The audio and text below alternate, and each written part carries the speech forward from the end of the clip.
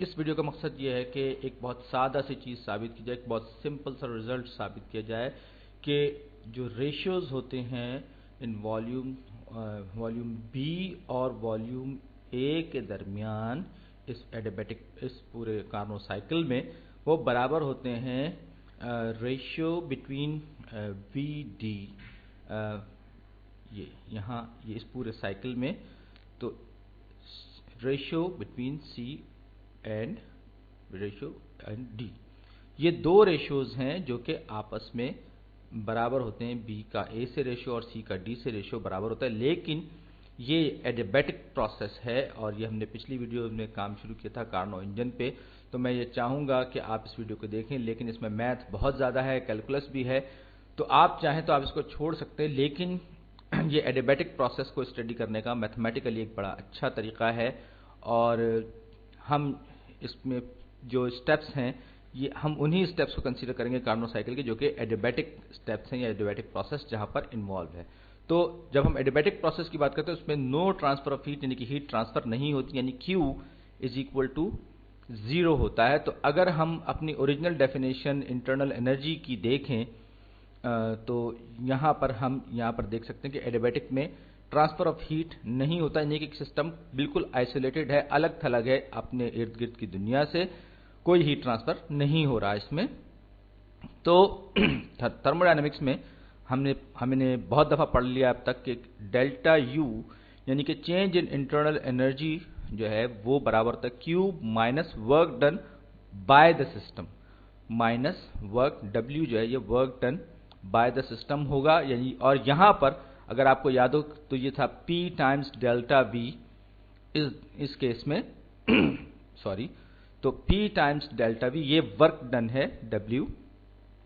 तो अब हमारे पास यहाँ पर क्या है, क्योंकि Q जो है, Q कोई ट्रांसफर ऑफ हीट नहीं हो रहा, ये एडियाबैटिक प्रोसेस है, तो Q इज इक्वल टू 0 हो गया। और अब मैं इस P डेल्टा V को उठा के दूसरी तरफ ले जाऊं या दोनों साइड पे P डेल्टा V ऐड कर दूं तो ये हो जाएगा delta U plus P delta V is equal to 0, यानी कि delta U change in internal energy है और डेल्टा V जो है वो चेंज इन वॉल्यूम है, जो कि वर्क डन है दरअसल इस एडियाबैटिक प्रोसेस में हमारे इस सारे चेंज का, इस तब्दीली का। तो U का आपको अगर याद हो, हमने पिछली वीडियोस में भी सॉल्व किया था सॉरी, 3/2 nRT, ये इंटरनल एनर्जी होती है किसी भी आइडियल गैस के हवाले से, जिसमें कि हम ये कह रहे होते हैं कि जितनी भी एनर्जी है सिस्टम की वो काइनेटिक एनर्जी है उन पार्टिकल्स की या मॉलिक्यूल्स की या एटम्स की। तो n कांस्टेंट है, r कांस्टेंट है, 3/2 कांस्टेंट है। तो जो चीज़ अगर डेल्टा U यानी कि U में तब्दीली आ रही है तो कौन सी चीज़ तब्दील हो रही होगी, जाहिर बात है कि वो टेम्परेचर चेंज हो रहा होगा इस एडियाबैटिक प्रोसेस में। तो चलिए मैं इसको एक अलग कलर में कर रहा हूं। तो ये डेल्टा U जो है वो बराबर होना चाहिए 3/2 nR, ये सबका सब कांस्टेंट है। वाहिद वेरिएबल जो है यहाँ पे ये डेल्टा T है क्योंकि टेम्परेचर ही चेंज हो रहा होगा। और ये हम पिछली वीडियो में भी देख चुके हैं कि इंटरनल एनर्जी बुनियादी तौर पर इस तरह के किसी सिस्टम में हम काइनेटिक एनर्जी को अस्यूम करते हैं आइडियल गैस की कंडीशन में, आइडियल गैस की सिचुएशन में। तो टेम्परेचर में तब्दीली आई और अब मैं इसको अलग कर लूं क्योंकि आगे चलकर मैं इसे अपनी इस इक्वेशन को सॉल्व करने में इस्तेमाल करूंगा। अब PV is equal to nRT को याद कीजिए, जो हमारी आइडियल गैस इक्वेशन थी, क्योंकि यहां पर हम आइडियल गैस पर भी बात करें तो PV is equal to nRT, ये हमारी बहुत ही मशहूर आइडियल गैस इक्वेशन है। तो मैं इसे V के लिए सॉल्व करूंगा तो nRT divided by V is equal to P हो जाएगा। ये मेरे पास एक और एक्सप्रेशन आ गया जो रिप्लेस करेगा P की वैल्यू को। अब मैं इन दोनों वैल्यूज को जो मैंने यहां डिराइव की हैं इसमें फार्मूले में रखूंगा। तो 3/2 nR डेल्टा T प्लस यहां मेरे पास P की जगह मैं रखूंगा nRT by V into delta V is equal to 0, यहां तक बात आपको बहुत साफ समझ में आ रही होगी और इसमें कोई कबाहत नहीं है, कोई बहुत आसान सा आपको अब तक सब कुछ नजर आ रहा है कि इंटरनल एनर्जी जो है वो जो भी तब्दीली इंटरनल एनर्जी में आई इस एडियाबैटिक प्रोसेस में, वो वर्क डन है बाय द सिस्टम है। तो अब ये सब का सब जमा होकर 0 हो जाएगा क्योंकि हमने कोई हीट ऐड नहीं की है। तो अब हम बात कर रहे हैं इस एडियाबैटिक प्रोसेस की, जहां पर हम एक जो डेल्टा है ये बहुत छोटे छोटे लेने की कोशिश कर रहे हैं, ये कि बहुत छोटी चेंजेस की हम बात कर रहे हैं इस एडियाबैटिक पाथ पे।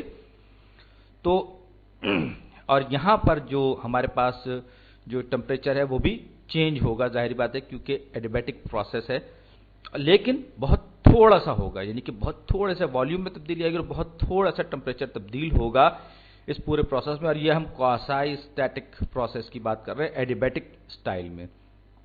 तो अब हम देखें इस पर कैलकुलस किस तरह से अप्लाई होगी जब बहुत छोटा चेंज होता है, चाहे वो डेल्टा वी में हो चाहे डेल्टा टी, यानी अगर डेल्टा टी और डेल्टा वी बहुत छोटे हों तो ये जो है सबसे पहले, लेकिन मैं इसको एनआरटी से डिवाइड कर दूंगा सब साइड, तो सारी की सारी साइड्स को। तो एनआरटी से डिवाइड करने के नतीजे में क्या हुआ, ये एन और आर यहां से कैंसिल आउट हो गए, ये एन आर टी और एन आर टी यहां से कैंसिल हो गया। 0 को आप किसी से भी डिवाइड करेंगे तो वो 0 ही रहेगा।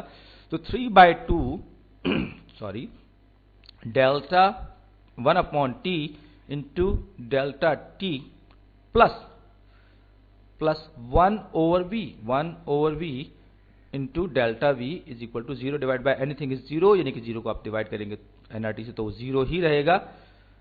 अब हम, जैसे कि मैंने पहले भी कहा था कि ये डेल्टा जो है, डेल्टा टी और डेल्टा वी, ये बहुत छोटे छोटे, और कैलकुलस टर्मिनोलॉजी की जब हम बात करते हैं तो हम कहते हैं इन्फिनिटेसिमली स्मॉल चेंज, यानी ये डेल्टा टी और डेल्टा वी इन्फिनिटेसिमल यानी कि टेंस टू 0 वाली बात है। तो ये 3/2 इंटू 1/T, जो हमने डेल्टा की जगह डी टी कर दिया, इसी तरह इसको भी हमने dv कर दिया, 1/v dv is equal to 0। तो ये बहुत स्मॉल, बहुत छोटा सा तब्दीली है वॉल्यूम में, और ये भी टेम्परेचर बहुत बहुत छोटी तब्दीली है टेम्परेचर में।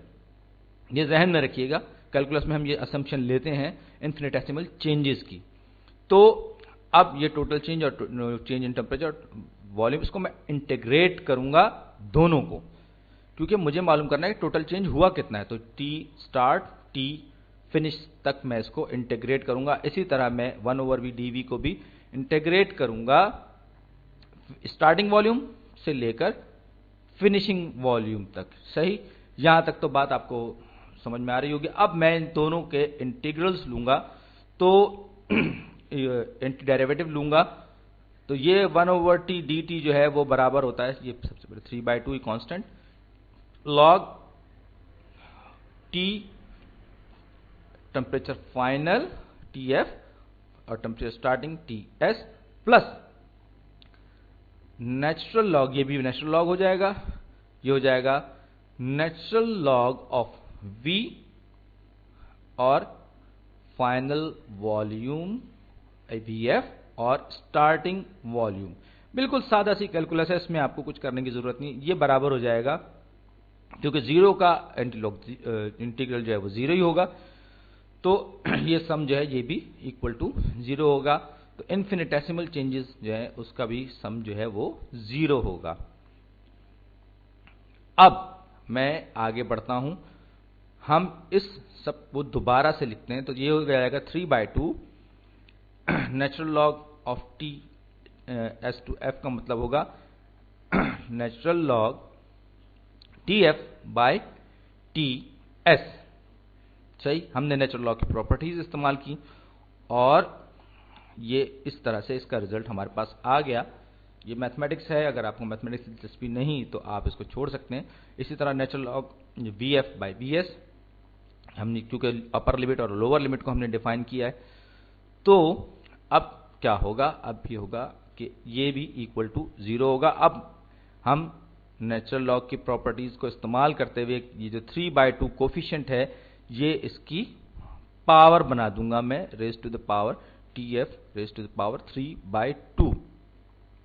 अब लॉग की प्रॉपर्टीज, नेचुरल लॉग की प्रॉपर्टीज, तो अब अगर आपको पता है कि अगर ये दो लॉग मुख्तलिफ आपस में जमा हो रहे हों तो वो आपस में मल्टीप्लाई कर दिए जाते हैं होल लॉग की सूरत में। तो इसका मतलब ये हो गया कि ये TF bye TS raise to the power 3/2 multiplied by VF over VS।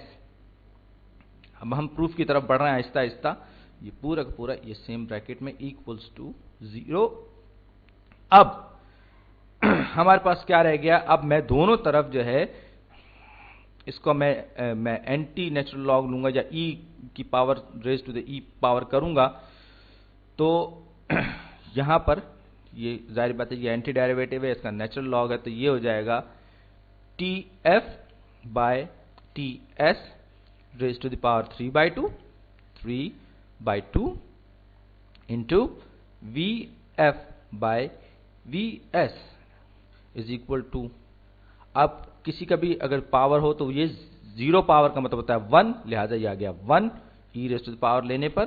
तो इस तरह ये मेरे पास ये पूरा जो एक्सप्रेशन है ये इक्वल टू 1 आ गया। और ये एडियाबैटिक प्रोसेस की बात कर रहे हैं। एक बार फिर आप ध्यान में रखिएगा कि इसमें इंटरनल एनर्जी चेंज नहीं हो रही है, और यहां पर ये जो मेरे पास इंटरनल एनर्जी कह रहा हूं मैं, heat added to the system जो है वो कुछ नहीं है, और इंटरनल एनर्जी जो है वो टेम्परेचर चेंज और वॉल्यूम चेंज की वजह से अकर हो रही है, और ये एक एडियाबैटिक प्रोसेस है।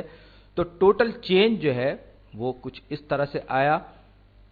अब ये जो सिस्टम है, हम इस एडियाबैटिक प्रोसेस में अब हम बात कर रहे हैं इस प्रोसेस की, जो ऊपर ग्राफ में, तो हम यहां से B से C की तरफ अगर जा रहे हैं, यहां पर ये मेरे पास ये वॉल्यूम था, इसका कुछ वॉल्यूम मेरे पास था वॉल्यूम B, और इसका वॉल्यूम C था, और VB और VC पर हम पहुंचे, यानी कि वॉल्यूम हमारा जो था वो VC हो गया। तो यहाँ टेम्परेचर T1 था और यहाँ टेम्परेचर 2 था। यानी ये आइसोथर्म नहीं है, आइसोथर्मिक प्रोसेस नहीं है, बल्कि एडियाबैटिक प्रोसेस है। अब हम यहाँ क्या करेंगे, हम वैल्यूज रखेंगे टेम्परेचर 2 जो कि फाइनल टेम्परेचर है B to C में जाने में, raise to the power 3/2 T1 by T2 raise to the power 3/2, और इसी तरह यहाँ पर F मेरे पास C है और S मेरे पास B है, ये इक्वल टू 1। ये बिल्कुल साफ सुथरा सा एक रिजल्ट मेरे पास आ गया है। अब ये आप याद रखिए कि यहाँ पर मैथ बहुत ज़्यादा हो रहा है, लेकिन यहाँ पर मेरे लिए जो फाइनल वॉल्यूम था वो C था। अब मुझे D से A की तरफ जाना है। अब इस सूरत में मेरे पास क्या होगा, याद रखिए मैं D से A की तरफ जा रहा हूं, तो D पर जो मेरे पास टेम्परेचर था वो T2 था, क्योंकि वहां T2 था, और A का जो टेम्परेचर था वो T1 था। तो यहां पर मेरा जो एंड फाइनल जो टेम्परेचर होगा वो T1 होगा, T1 बाय, और इनिशियल टेम्परेचर मेरा T2 था, तो ये T2 raise to the power 3/2 into, वहां मेरे पास जो वॉल्यूम था, मेरे पास वॉल्यूम था D, वॉल्यूम VD था D पर, तो A final volume by initial volume D था मेरे पास। तो अब ये मेरे पास, अगर आप थक ना गए हो तो आप इसको गौर से देखते रहिए, क्योंकि खुद मैं अपने आप को थका हुआ महसूस करूँ। बहरहाल तो ये मैथमेटिक्स जो है ये आपको सुबह के वक्त जगाने के बड़े काम आ सकती है। तो यहाँ मैंने आप देख सकते हैं कि दो एक्सप्रेशंस जो हैं खासी हद तक एक दूसरे के बराबर हैं। मैं एक का किसी का रेसिप्रोकल, जैसे मैंने इस वाले का रेसिप्रोकल ले लिया, तो T2 ओवर T1 जो है अगर मैं इसको उलट दूं तो, और यानी इसका रेसिप्रोकल ले लूं, तो ये हो जाएगा T1 over T2। Power change नहीं होगी, आप चाहें तो इसको खुद करके देख सकते हैं। मैंने सिर्फ और सिर्फ अंदर का हिस्से को तब्दील किया है, और इसी तरह इसको भी रेसिप्रोकल मैंने कर लिया, तो ये VB ओवर VC हो जाएगा, और ये इक्वल्स टू 1। अब हम ये कह सकते हैं कि अगर ये दोनों के दोनों इक्वल टू 1 है, तो ये दोनों आपस में भी बराबर होंगे, क्योंकि दोनों क्वांटिटेटिवली बराबर हैं। तो T1 by T2 raise to power 3/2 VA VB VA VD। तो अब इसका मतलब क्या हुआ, मेरा ख्याल है कि इसको हटा दूं, हाँ। तो इसका मतलब क्या हुआ, इसका मतलब यह हुआ कि ये दोनों साइड्स क्योंकि इक्वल टू 1 है, लिहाजा ये आपस में एक दूसरे से भी बराबर होंगी, ये आपस में एक दूसरे से बराबर होंगे। और अब जाहिर बात है कि T1 by T2 जो है वो सेम फिगर है, तो मैं इन्हें दोनों तरफ से कैंसिल कर देता हूं, और अब हमारे पास क्या बचा, हमारे पास बचा VB over VC is equal to VA over V D. लेकिन अभी ये वो रिजल्ट नहीं है जो मुझे साबित करना है या ऊपर जिस तक मैं पहुंचना है। तो मैं दोनों साइड से क्रॉस मल्टीप्लाई करूंगा, इसको मैंने कर दिया V D is equal to V C V A. अब मैं इन दोनों साइड्स को V B by V C से V B by V C नहीं, मेरा ख्याल है कि मैं इसको वी ए, इसको मैं डिवाइड करूंगा वी डी वी ए से डिवाइड करूंगा। सॉरी, मैं गलत बोल गया था। वी डी वी ए से मैं दोनों साइड्स को डिवाइड करूंगा तो मेरे पास क्या होगा, वी ए कैंसिल होगा और ये वी डी कैंसिल हो गया। एंड में मेरे पास क्या बचा, मेरे पास बचा V B by V A is equal to V C by V D. और ये बड़ा सादा सा रिजल्ट है और मेरा ख्याल है कि अगरचे इसमें मैथमेटिक्स बड़ी कैलकुलस इन्वॉल्व रही है, लेकिन ये रिजल्ट वो बड़े आराम से हमने हासिल कर लिया। और ये बात मैं फिर याद दिलाता चलूं कि यहां पर हम एडियाबैटिक प्रोसेस की बात करें जिसमें हीट ट्रांसफर जीरो है और जो टोटल एनर्जी जो है sum of internal change in internal energy और work done by the system वो इक्वल टू जीरो है। यानी कि हमने कोई हीट इस सिस्टम में ऐड नहीं की है। और इसको हम फिर लेते हुए इधर आगे बढ़े और हमने आइडियल गैस इक्वेशन को अप्लाई करते हुए इनकी वैल्यूज को रखा, इंटरनल एनर्जी के लिए भी रखा, प्रेशर के लिए भी हमने वैल्यू जो है वो चेंज करा और फिर डेल्टा टी को हमने कहा कि ये चेंज इन टेम्परेचर है और फिर हमने आगे चल के इसको इंटीग्रेट किया। ये मैं सब सम अप करते हुए आपको बता रहा हूं और फिर हम इस पाथ पे मूव करते हुए पहले हमने इसको वैल्यूज पुट की और फिर हम आखिरकार यहां तक पहुंचे V F by V S करते हुए। फिर हमने वैल्यूज रखी वी सी की और फिर V C V B V D V A और फिर हम आखिरकार इस फिनिश लाइन पे पहुंच गए। तो अगली वीडियो में मुलाकात होगी।